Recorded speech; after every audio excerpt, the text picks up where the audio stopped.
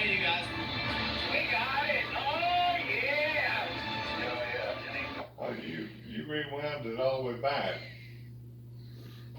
Did you rewind it? That car, but he really was looking forward to celebrating. That win had been a long time coming. Well, there's been so much pressure put on Alex Bowman. You think about him, he's won plenty of races, and he drives for Hendrick Motorsports. The pressure is high. You are expected to deliver. You're expected to, contend for champ. SHR shutting down at the end of the year, and you kind of wonder where the drivers are going. Well, Rodney Childress, good friend of mine, been in the garage, so dominant with Kevin Harvick. Now on Josh Berry was announced he's going to go to Spire Motorsports, which is who Corey LaJoie drives for now.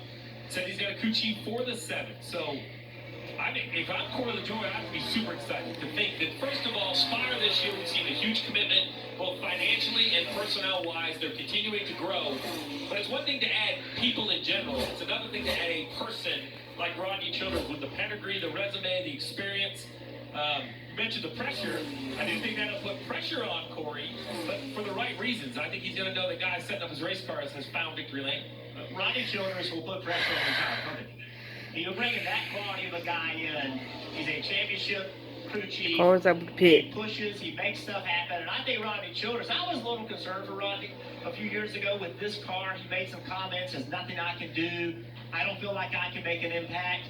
And he had to get to the place where, how do I make an impact? Because the way I used to make an impact no longer counts. It doesn't work that way anymore. But Rodney's still working with the 4 right now, Josh Berry. The news was that he's going to the 7 of Spire next season. Kim.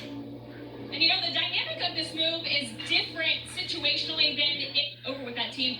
So he really has the flexibility. You talked about what he can bring to that Spire number 7 team. He's got the flexibility to start looking at that additional personnel and pulling him to real talent onto that Corey LaJoie team. No success with just one technology. Easy reach. Good show. Fireworks between Landscape of Pennsylvania, and we're right here in Longmont, Pennsylvania, location of. Sounds like they're having a little bit of a struggle mechanically today. Listen in. Need to check the steering out. I don't feel any power steering assist. It just feels stuck and sticky. All right, we made a chassis adjustment. We're looking at the steering stuff. I'm probably going to have to So you heard that was crew chief and driver communication. Kyle talking about how the steering feels sticky, Jeff, and then the crew chief saying he's going to have to change the rack. So interesting. Like I was thinking when he said sticky, maybe it was in the column. We've seen the column kind of get clamped too tight and have it go stick to it. Obviously, Randall Burnett against it's the rack. That's Randall kind of in the upper right there, talking on the radio. So, he knows what they have for situations. Maybe it's a mechanical gremlin they've been chasing, or maybe the Chevy camp in general shares this information. So good information coming from Kyle. But and then you can feel the car, these cars are the record stick all the way through turn 3. I throw it off in the corner, and it's just floating until it gets to about the middle, and then you can feel the right rear kind of stick and grab once the speed gets to where the speed wants to be. So good information coming from Kyle.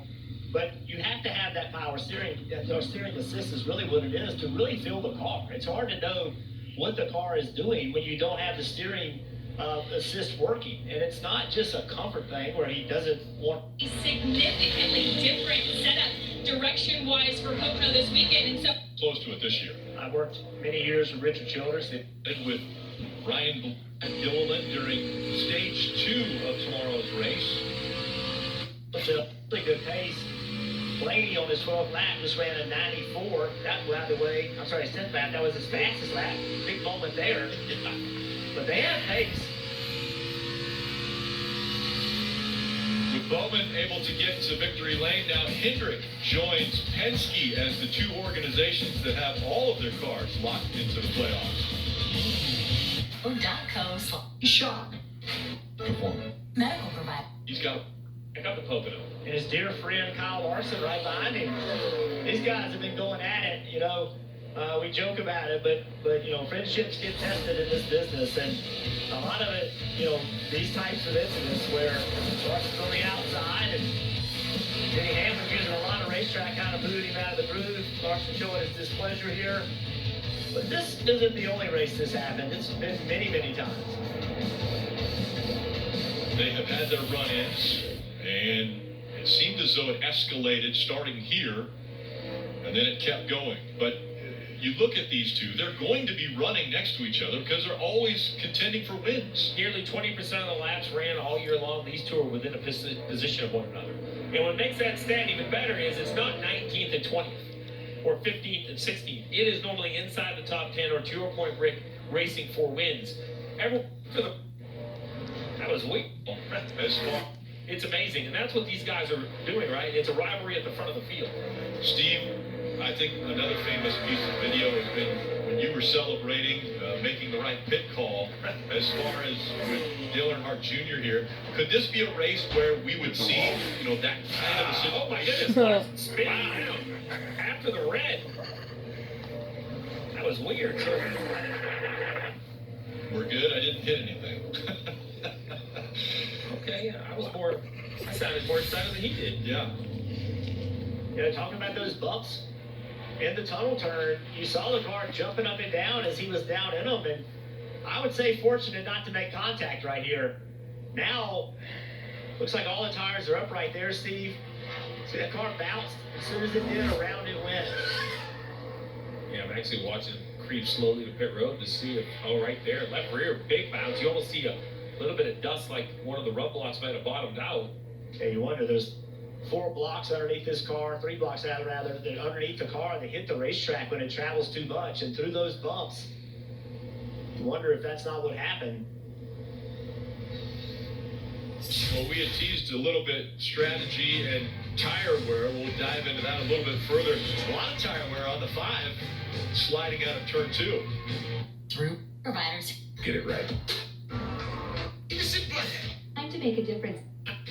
Tire is going to dominate tire strategy. You're not going to come to pit road, put 4 tires on and be faster than everyone else out there. Crew chiefs are starting to see that already. And we're talking tire fault, fuel strategy. While he doesn't look as great at the fast lap, for 20 laps, he runs nearly the same lap time. That means there's very little tire fall off. That means that fuel strategy is going to dominate tire strategy. You're not going to come to pit road, put 4 tires on and be faster than everyone else out there. Crew chiefs are starting to see that already. And we're talking 21 laps. A fuel run is 38 laps. So that is a huge long run at Pocono. Normally you don't run more than maybe 10 laps of practice. That tells me you got to have your car drive good and all of that, but you had better get that calculator out. You better understand your fuel mileage, and you better understand. Whoa. Red flag. The other part of strategy is you can't do this. Can't spin it out. Man. He said no contact. Bump. No contact, but the problem is, if the tires are flat spot, and that's basically the end of their practice. You don't get another set of tires. Interestingly enough, this season, Tyler Reddick, and especially over the last few races, has really had a surge at moving up as far as the points for the regular season. Pitbull, so that anything, right?